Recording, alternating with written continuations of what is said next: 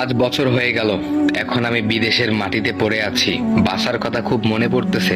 তবে একটা অবাক করা বিষয় হচ্ছে, 2 মাস থেকে আমি বাসায় কল দেই, আমার বাসায় কল ঢুকে না, আর সবসময় শুধু বন্ধ দেখায়। আমি খুব টেনশনে পড়ে গেলাম। তবে ঠিক করেই ফেললাম, 5 বছর বাসায় যাইনি, এবার বাসায় যেতেই হবে। তারপরে পাসপোর্ট, ভিসা সবকিছুই করে ফেললাম। তারপরে রওনা দিলাম বাসার উদ্দেশ্যে। যখন দেশে আসলাম, দেশে আসার পরে বাসে উঠলাম। বাসে উঠে আমার পাশের সিটে একটা লোক বসেছিল। সেই লোকটি আমাকে বলল, ভাইয়া আপনি কোথায় যাবেন? তখন আমি বললাম যে কমলাপুর গ্রামে যাব। সেই লোকটি আমার এই কমলাপুর গ্রামের কথা শুনে চমকে উঠল। বলল যে আপনি কি সুস্থ আছেন? আমি বললাম যে অবশ্যই আমি সুস্থ আছি। কেন, কি হয়েছে? তখন সেই লোকটি কোনো কথা না বলে আমার সিট থেকে উঠে গেল, উঠে অন্য সিটে গিয়ে বসলো। আমি অনেকটা অবাক হয়ে গেলাম যে কি হলো, হঠাৎ করে এই কমলাপুর গ্রামের কথা শুনে লোকটি এরকম করে চমকে কেন গেল? যাকে বাদ দাও। অনেকদিন পরে বাসায় যাচ্ছি, শুধু বারবার মনে হচ্ছে বাসায় যাওয়ার সঙ্গে সঙ্গে মা মনে হয় আমাকে খুব জড়িয়ে ধরে কান্না করবে, নীলা মনে হয় আমাকে জড়িয়ে ধরবে, জড়িয়ে ধরে বলবে, কি গো এতদিন একটা খোঁজও নিলে না? তারপরে আমাকে বলবে, তুমি আমার জন্য কি কি নিয়ে এসেছো? আপনাদের সঙ্গে নীলার পরিচয়টা করিয়ে দিই। নীলা হলো আমার ভালোবাসার মানুষ। 5 বছর রিলেশন করার পরে আমি তাকে পেয়েছি। আর আমাদের নতুন বিয়ে হওয়ার পরে 1 সপ্তাহ পর আমি বিদেশে চলে যাই, আর বিদেশ থেকে আজকেই ফিরতেছি। তাই খুব আনন্দ হচ্ছে যে আমার প্রিয় মানুষটি আমাকে পেলে কতই না খুশি হবে। আমার মা খুশি হবে, আমার ছোট ভাই খুশি হবে। তারপরে বাস এসে থামলো সেই কমলাপুর গ্রামে। কমলাপুর গ্রামে শুধু আমি একাই নামলাম বাস থেকে, আর বাসও আমাকে নেমে দিয়ে খুব তাড়াতাড়ি চলে গেল। কমলাপুর গ্রামে নেমে যে আমি 5 বছর আগে, 4-5 বছর আগে যেমনটা দেখে গিয়েছিলাম ঠিক তেমনটাই আছে, একটুও পরিবর্তন হয়নি। তবে আমি একটা রিক্সাকে ডাকলাম, বললাম যে তুমি কি জমিদার বাসা পর্যন্ত যাবে? তখন রিক্সাওয়ালা বলল যে না, আমি অতদূর যেতে পারবো না। আমি বললাম কেন? তোমাকে আর আমি 100 টাকা বেশি দিব। তখন রিক্সাওয়ালা বলল যে ঠিক আছে, কিন্তু আমি কিন্তু ওখানে দাঁড়াতে পারবো না, আপনি আমাকে এখনই ভাড়াটা দেন। আপনি নেমে যাওয়ার সঙ্গে সঙ্গে আমি ওখানে 1 সেকেন্ড থাকতে পারবো না। আমি অনেকটা অবাক হয়ে গেলাম, বললাম যে কেন, কোনো সমস্যা? তখন সেই রিক্সাওয়ালা আমাকে বলল, সরি ভাইয়া, আমি আপনার প্রশ্নের কোনো উত্তর দিতে পারবো না, আপনি যদি রাজি থাকেন তাহলে আমি আপনাকে নিয়ে যেতে পারি। তখন আমি বললাম যে ঠিক আছে, এই নাও ভাড়া। তারপর আমি রিক্সাওয়ালাকে ভাড়া দিয়ে দিলাম। ভাড়া দিয়ে চলে এলাম সেই জমিদার বাড়ির সামনে। আসলে জমিদার বাড়ি বলতে ভুল হবে, জমিদার বাড়ি আগে ছিল, তবে এখন আর সেটা নেই। জমিদার বাড়ির নামেই সেই জায়গাটা পরিচিত। সেই জমিদার বাড়ির পাশেই আমার বাসা, দোতলা একটা বাসা। তবে যখন আমি রিক্সা থেকে নেমে লোহার গেটটা খুললাম, তখন কেন জানি ছ্যাচ্ছার ছ্যাচ্ছার করে শব্দ হলো। পাশে তাকিয়ে দেখলাম টেপ থেকে পানি পড়তেছে, মোটরটা মনে হয় ছাড়াই আছে। তবে অবাক করা বিষয়টা হলো, যেদিন আমি বাসা থেকে বেরিয়ে যাচ্ছিলাম সেদিনও সেম মোটরটাই ছাড়া ছিল। আমার খুব অদ্ভুত লাগতেছিল।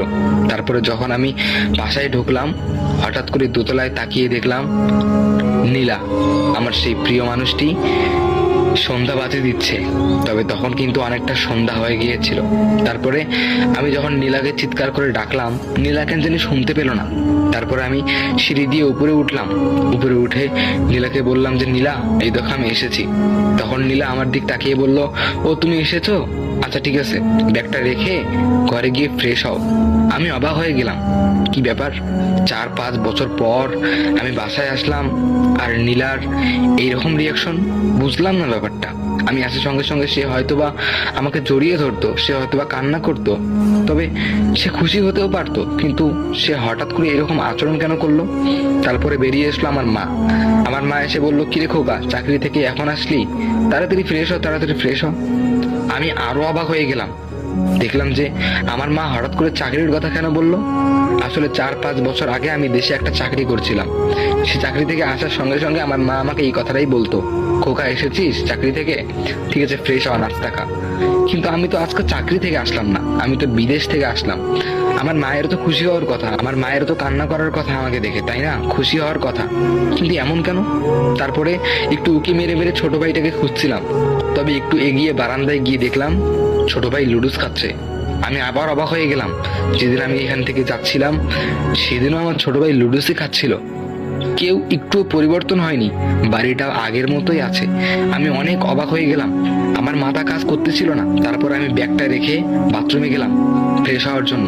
তবে বাথরুমে গিয়ে আমি আবার অবাক হলাম, যে দেখলাম আমার সেই ব্রাশ, সেই সাবান, সেই বদনা, সেই টেপ সব আগের মতোই আছে, একটুও পরিবর্তন হয়নি, আর সাবানটাও শেষ হয়ে যায়নি।